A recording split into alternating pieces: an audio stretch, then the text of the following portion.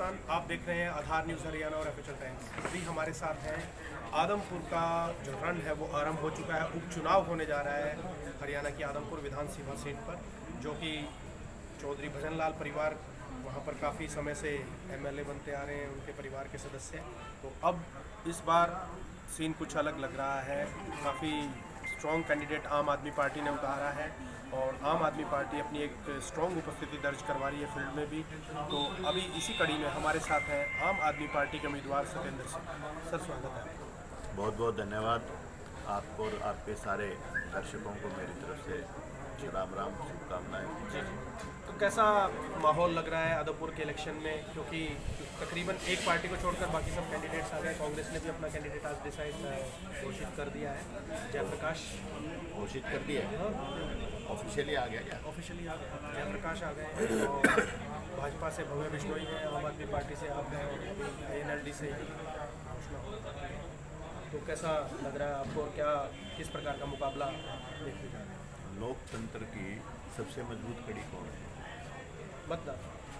मतदाता को दूसरी भाषा में हम क्या बोलते हैं? जनता जनार्दन। आम आदमी। आप खुद ही मान लीजिए, लोकतंत्र की सबसे मजबूत कड़ी आम आदमी है। जी जी और आदमपुर विधानसभा के उपचुनाव में भी जी।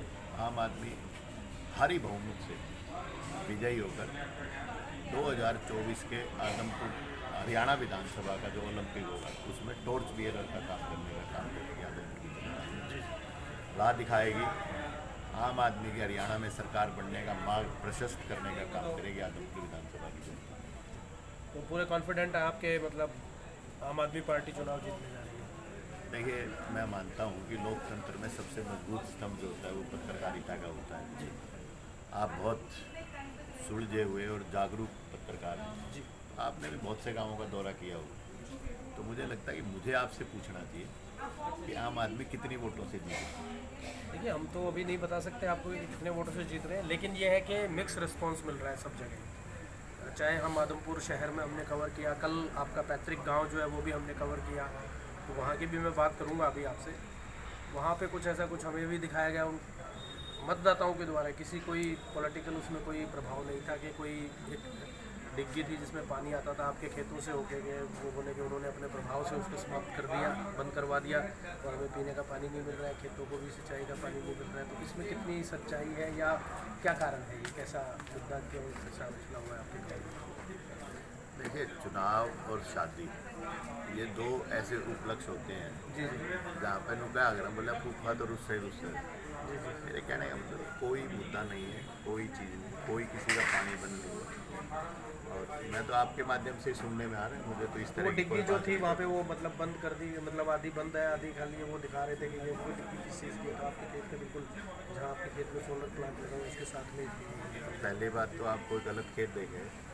मेरे खेत में कोई सोलर प्लांट आपके साथ वाले खेत में था, उसके तो साथ आप मैं वही तो कह रहा हूँ, वहीं पर मैं वही उसी चीज़ को तो मैं कह रहा हूँ। जी किसी भी खेत में एक रास्ता नहीं है। जी जी और बिजली और पानी दो चीज़ें ऐसी होती हैं जो कि हिंदुस्तान में उसको कोई नहीं रोक सकता। बिजली और पानी दो चीज़ ऐसी होती है उसको कोई नहीं रोक सकता, ना मैं रोक सकते ना आप रोक सकते। जी। तो मुझे नहीं लगता, पानी की तो लड़ाई लड़ी है ना लंबे समय से। मैं किसान का बेटा हूँ, पानी की कमी क्या होती है मुझसे ज़्यादा कोई भुक्तभोगी नहीं है। पानी की वाराबंदी भूले बैठे हम लोग। जी।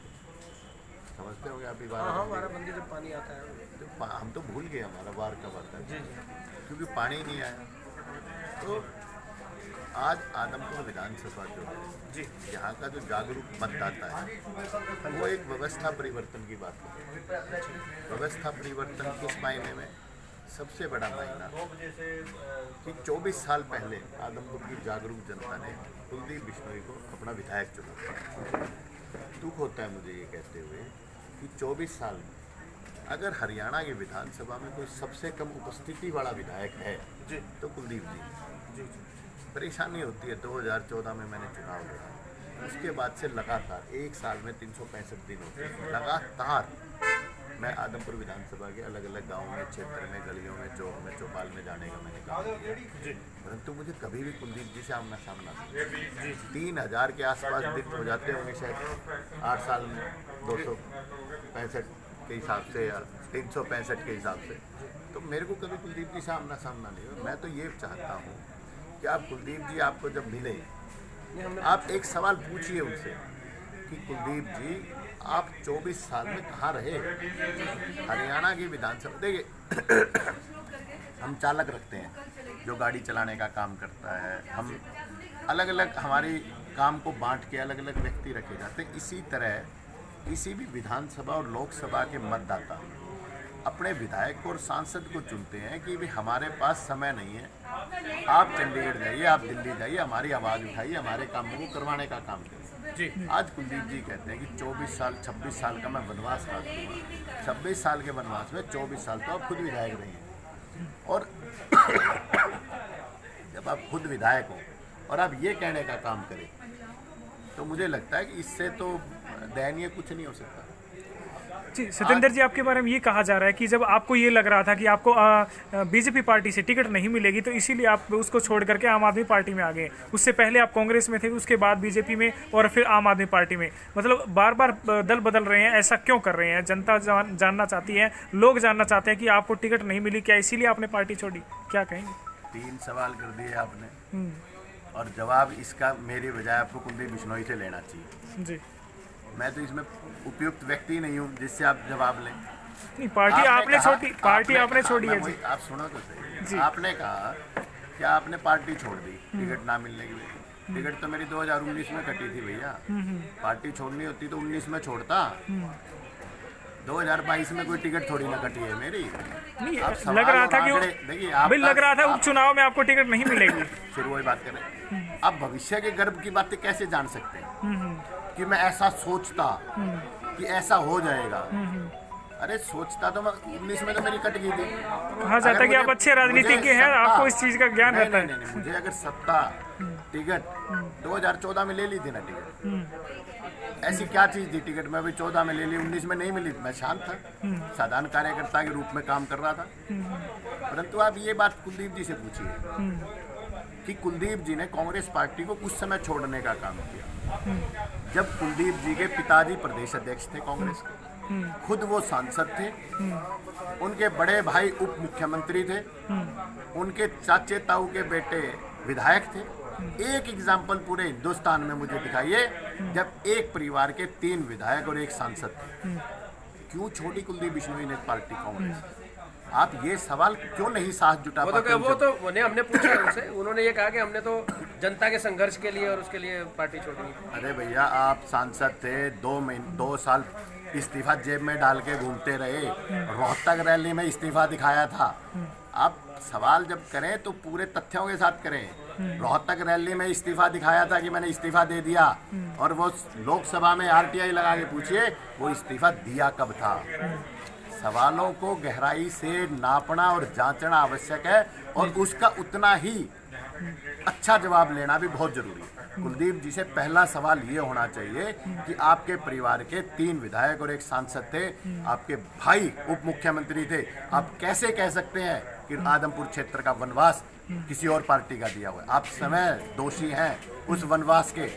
नंबर 1। नंबर दूसरा, क्यों लंबे समय तक इस्तीफा जेब में डाल के घूमते रहे, क्यों लोगों को गुमराह करने का काम किया? नंबर 3, आज कुलदीप जी कहते हैं कि भाई कुछ दिन पहले वीडियो आया, भाई किसी पे भी भरोसा कर लेना, बीजेपी पे भरोसा मत करना। मैं पार्टी नहीं छोड़ी। कुलदीप बिश्नोई जी कांग्रेस को छोड़ के हजका बनाई, हजका का पैकअप करके कांग्रेस में आ घुसे। कांग्रेस में आज भी आप पत्रकारिता करते, मेरा निवेदन है आप आदमपुर में उन लोगों से पूछिए जिन पर रेलवे के मुकदमे आज भी चल रहे हैं, उन पर मुकदमे क्यों चल रहे हैं, कितने लोगों से कुलदीप बिश्नोई ने उनके पास जाकर उनसे चर्चा करी, कितनी बार उनके दुख को बांटने का काम किया, क्यों बने मुकदमे, आप उनसे पूछेंगे वो बेहतर जवाब देंगे। अगली बात और मैं बताता हूँ, कांग्रेस हज का पैकिंग करी, कांग्रेस में आ गए। 2016 में कुलदीप जी फरवरी 16 में कांग्रेस में आए। मेरे भैया 2019 तक कांग्रेस में संघर्ष कर रहा था, काम कर रहा था, गरीब की आदमी की आवाज़ बना हुआ था। किसान कमेरे के लिए पानी दो, रोजगार दो, जनवरी 18 में जो रैली करी उस रिकॉर्ड को आज तक कोई व्यक्ति तोड़ नहीं पाया। अगली बात बताता हूँ, ये लोगों का प्यार था। उसके बाद कुलदीप जी ने आकर अपना परिवारवाद यहाँ फैलाना शुरू किया।